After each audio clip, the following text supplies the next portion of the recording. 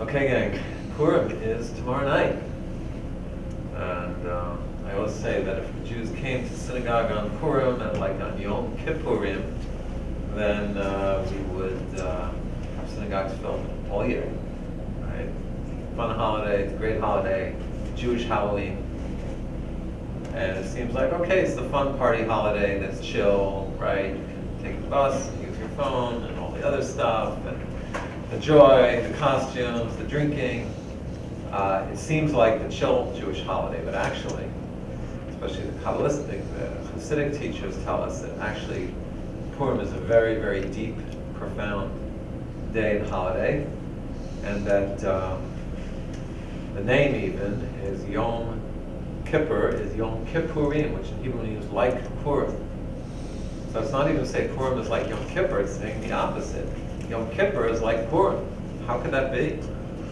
How could you compare the two most different holidays, right? Yom Kippur being the day of fasting, and Purim being the day of feasting. Yom Kippur being the somber holiday, Yom Purim being the holiday seemingly of fun and levity. So we'll have to explore that. And then there's the whole Megillah, the story of the Megillah, which is also itself very strange. First of all, I mean, the celebration of the holiday, the costumes, is very strange, even to the point where the Code of Jewish Law allows cross-dressing, which is biblically forbidden. Purim, it's allowed. And then the story itself, which is the only book of the Torah that doesn't have God's name. God is the silent player. You could say God is missing in the book. How could a Jewish girl allow herself to be in the king's harem, queen, no better, to a non-Jewish man, non-Jewish king? And the whole unfolding of the story, which we'll talk about. And then some other customs. When we read the Megillah, we bang on the ground, or we make noise with groggers. The whole thing is just very strange, right? So, to begin to start to answer, start to look at it, let's look at the book and the name of the Megillah. Megillah means what? Story? Story, specifically a scroll, like Gal is a wave, right? Megillah is the scroll. Megillat Esther. So what does Esther mean? Hidden. The hidden scroll. Yet it seems like a pretty straightforward story. Yet the hiddenness relates to the fact that God's name isn't found in the story. The hiddenness is that God isn't mentioned, and yet, in other ways, God is all over the place. In what way? Through the confluence of events, what we call hidden miracles, hidden divine providence, of the unfolding of events, the confluence. This Jewish girl who is taken in a beauty pageant because the king's wife wouldn't listen to him, he gets rid of the queen, needs a new wife, runs beauty pageant, comes in, young Jewish girl, Esther, is taken into the palace, primped up for a year of spa treatment, and then she becomes the king's favorite. And she's placed in this position where when Haman, the new viceroy, evil viceroy, when he plots to destroy the Jewish people, she is placed right where she needs to be. She is Mordechai's Manchurian candidate, right? Because she didn't tell, he specifically instructed her, don't tell the king your origins, that you're Jewish, which in itself is very puzzling. Why not? Her goal was not to be taken as the queen. So there's that confluence of events that she all of a sudden is placed in the exact right position. There's other very strange unfoldings of the story. Mordechai refuses to bow down to the king, to Haman, to the viceroy, bringing up the ire of Haman to such a point where he says, not only is it enough to get rid of this Mordechai, but I'm going to go after his whole people. And it seems like there's some Jews maybe who weren't so happy with it, right? How could you get the king mad? By the way, as I tell the story, set in ancient Persia, okay, think about the events which happened today, a day before the Jewish holiday, which talks about Persia, which is Esther has to go into the king to plead the case of the Jewish people without being summoned, has to kind of push herself in, even though Bibi was summoned. Some of Congress. When you start looking at the hiddenness of the Purim story, it becomes even stranger given the events of today. Right? Think about it. Persia out to destroy the entire Jewish people, and the Jewish leaders needing to stand up, and as I said before, many of the Jews probably felt like they didn't want Mordechai getting Haman mad. Don't stand up. Just be quiet. Right? So Esther is placed in this position where Haman plots to destroy the entire Jewish people, and Mordechai sends word to her and says, you have to go intervene with the king.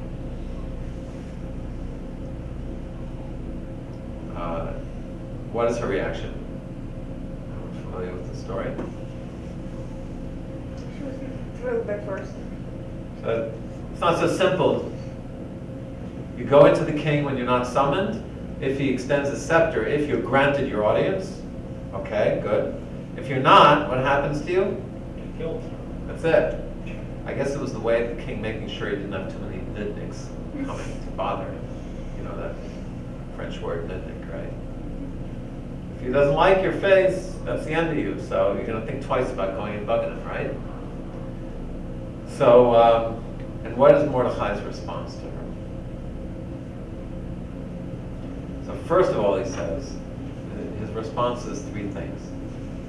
Think about it, right? Here she is, young Jewish girl, now it's 5 years later. She was taken into the palace. She's living this cushy life. She's been disconnected from her Jewish people for 5 years, except maybe for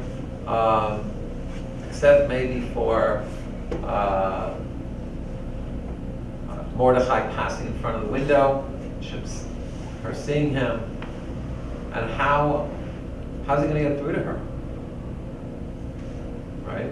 It's dangerous to go in, and it's against protocol. It's not the way you do things here. You don't just barge in on the king.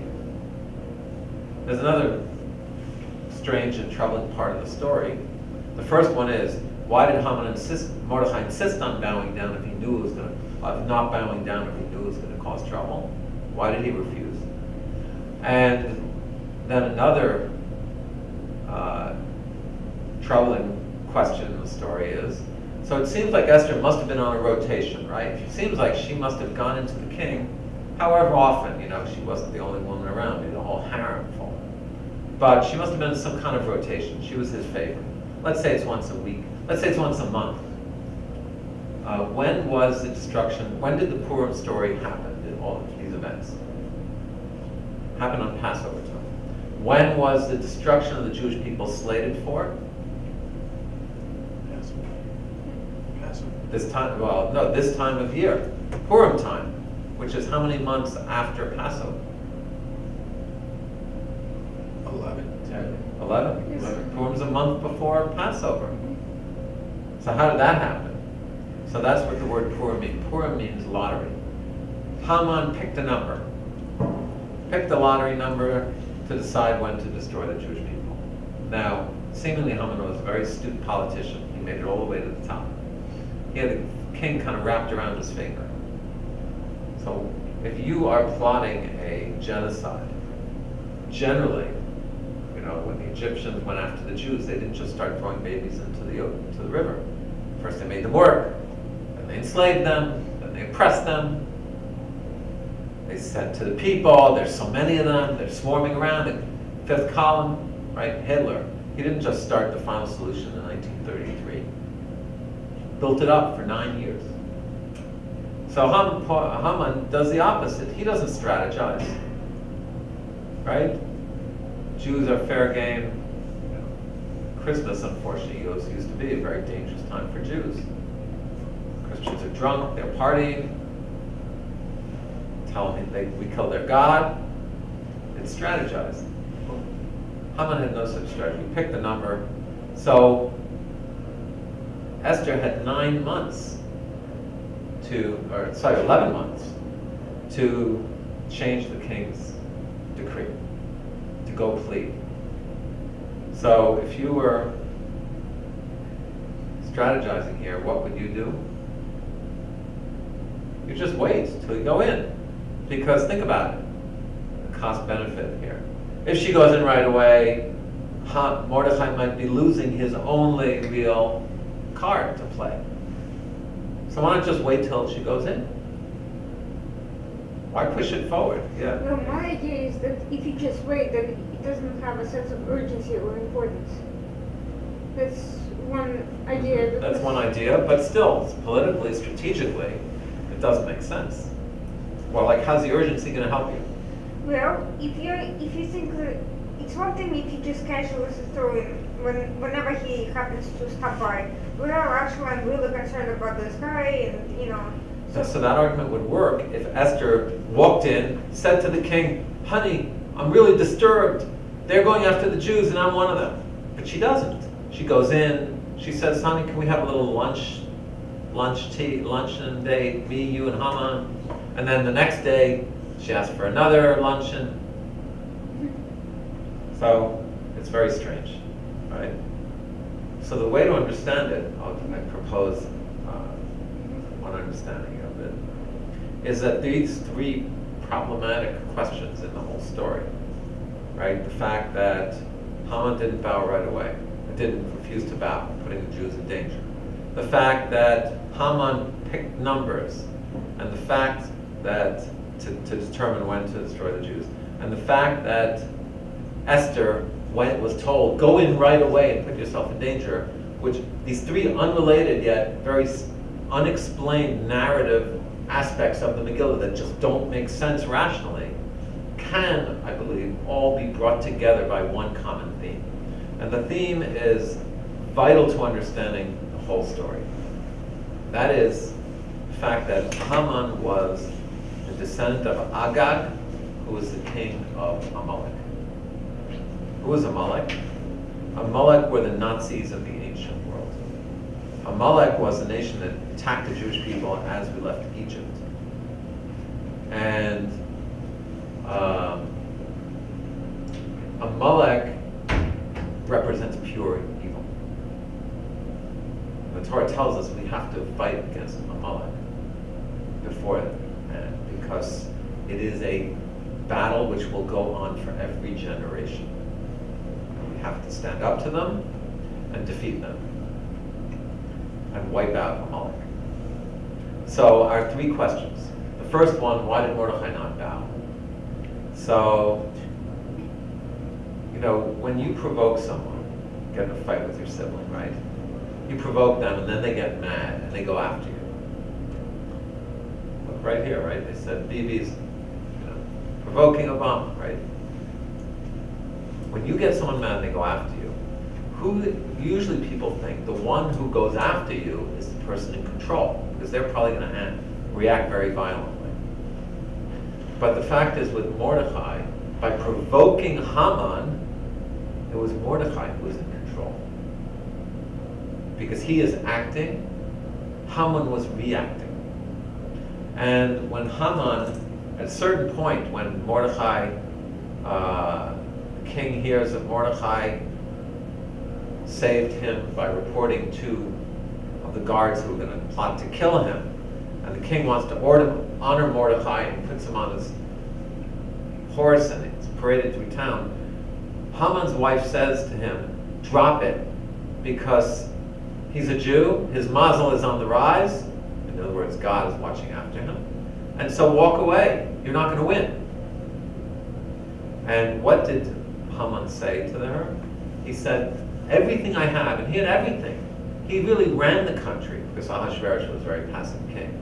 He had a large family. He was extremely wealthy. He had everything. He said, nothing is worth anything to me if this Mordechai can do this to me. Of course, it represents pure ego. It represents the desire to control. Small-mindedness Excuse me? and lack of strategic thinking on his part. So that's exactly what Mordechai did, is by getting him to react. Mordechai is manipulating Haman. He's playing off his rage and his anger.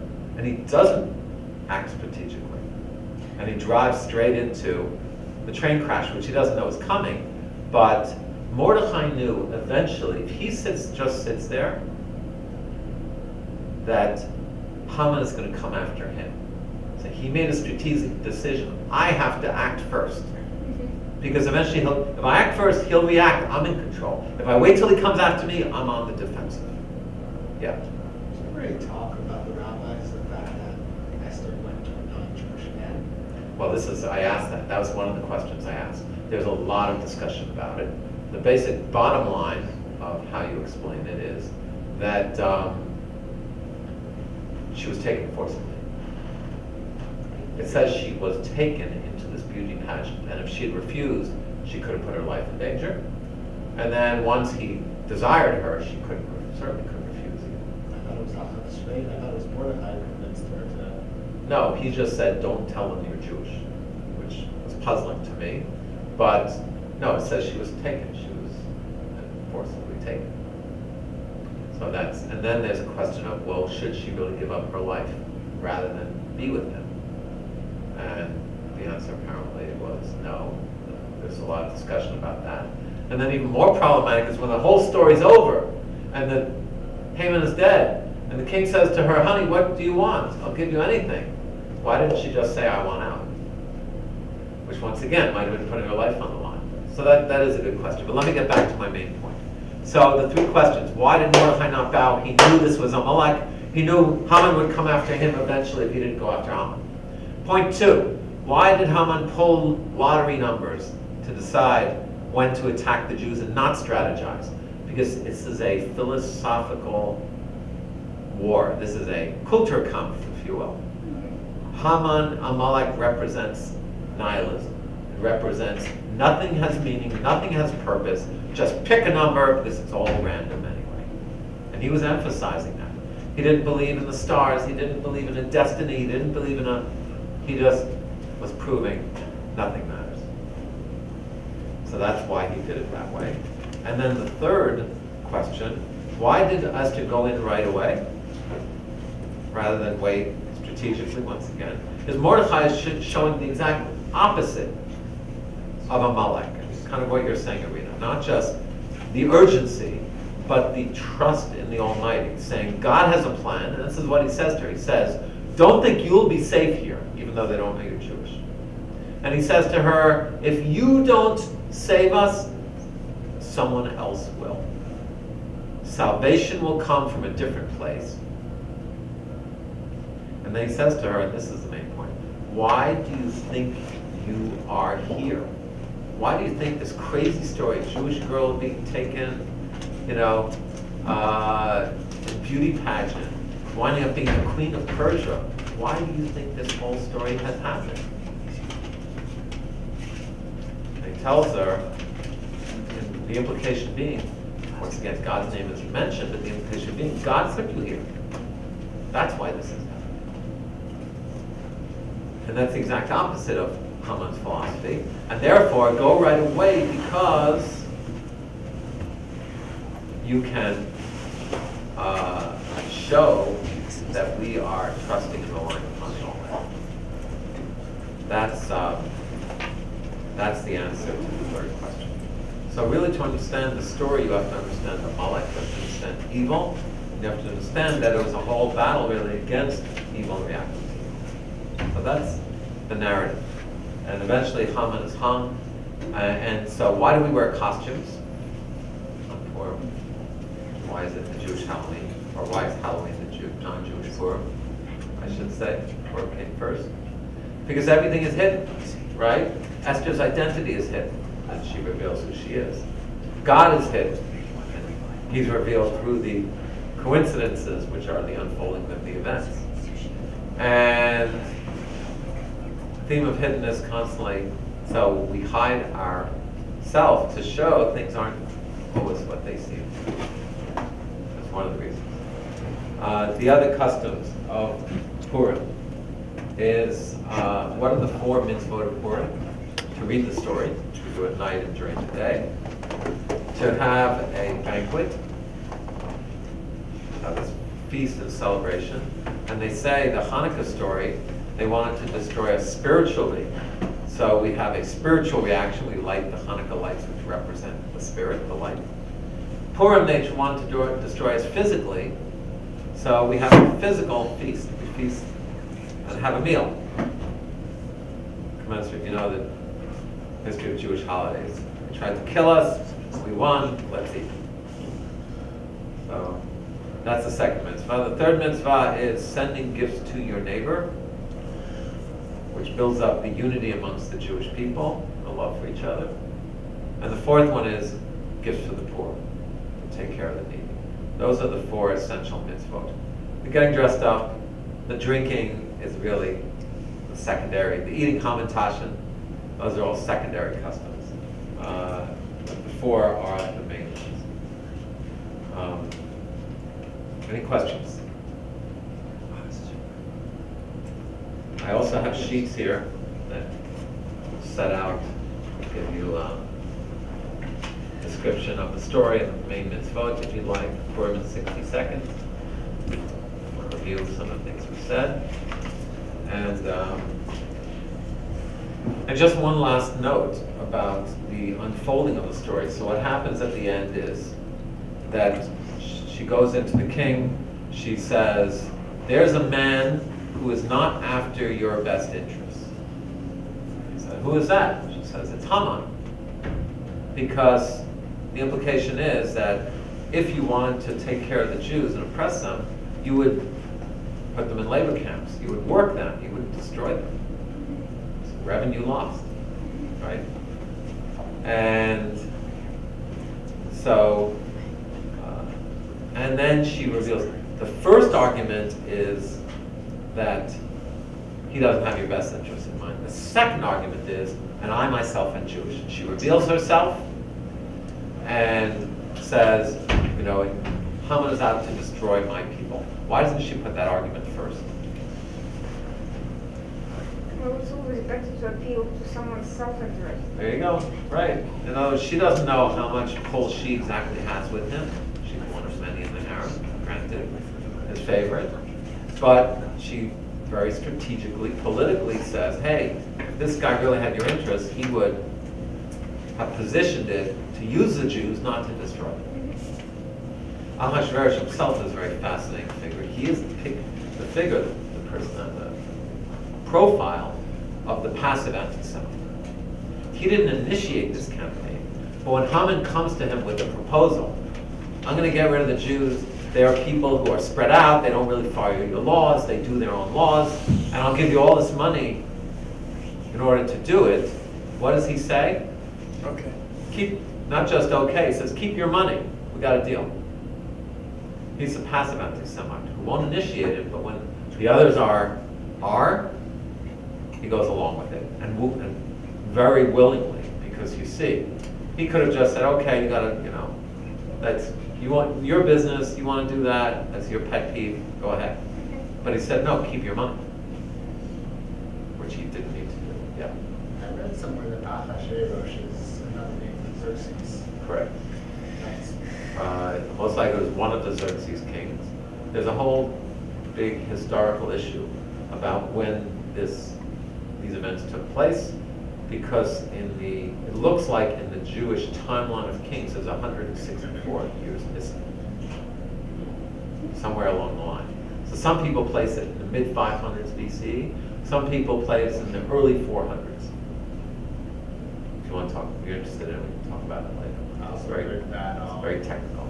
Esther was the mother of Cyrus. Cyrus, right? Cyrus, Who Esther was the mother of Cyrus, who gave the Jews permission to go back to Jerusalem and rebuild the temple. Yes, unbelievable unfolding of events. So, and so what happens at the end is that she says, the king decides to hang Haman on the gallows, and then he says to her, honey, whatever you want, I'll give you up to half the kingdom. And she says, change the decree against the Jews. He says, I can't change it, okay, but I can issue a counter decree that the Jews can defend themselves. Why couldn't he change the original decree? Why not? So legal protocol apparently back then was you could write a counter decree or something. Right. So what does he do? They make the counter. So 10 months later, what do the Jews do? They hang the 10 sons of Haman, and they also, the 10 sons of Haman I think were hung right after Haman died. But they also kill 70,000 people. So he's shocked. Who are these people? Seemingly, they took the lists of the Nazi Party lists, and they went after them. Now, it sounds shocking as well. Jews killed 70,000 people. But these were Haman's supporters. After World War II, and by the way, in case you haven't noticed, obviously the parallels between, even if we don't know if Hitler wasn't Haman's ethnical descendant, certainly was his spiritual descendant. And after the war, Abba Kovna, a book called The Avengers, there was a plot to poison 5,000 Nazi officers who were being held in a camp in France. Half of them were poisoned and successfully killed. Yeah. But on that note, there was a sardonic joke, which was when Hitler was making a speech back in 1936, a little Jew was laughing in the back. The Hitler goes up to the Jew and says, why are you laughing? He says, well, when Pharaoh tried to kill us, we survived, we know we must. When Haman tried to kill us, we survived, we know we come and touch him. After you're gone, after you try and you fail, what are we going to eat after you? What are we going to eat after you?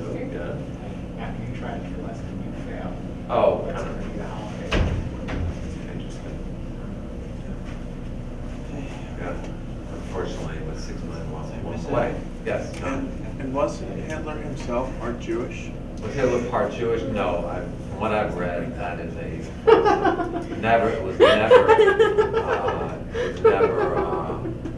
never substantiated. So. But the 3 times in Jewish history now what's so amazing is that with all the anti-Semitism throughout history, they've tried to convert us, they've tried stealing from us, they kicked us out. There are only 3 times when they actually tried to wipe us out completely. Amalek, when we were leaving Egypt, attacked the Jewish people from behind. Haman and Hitler.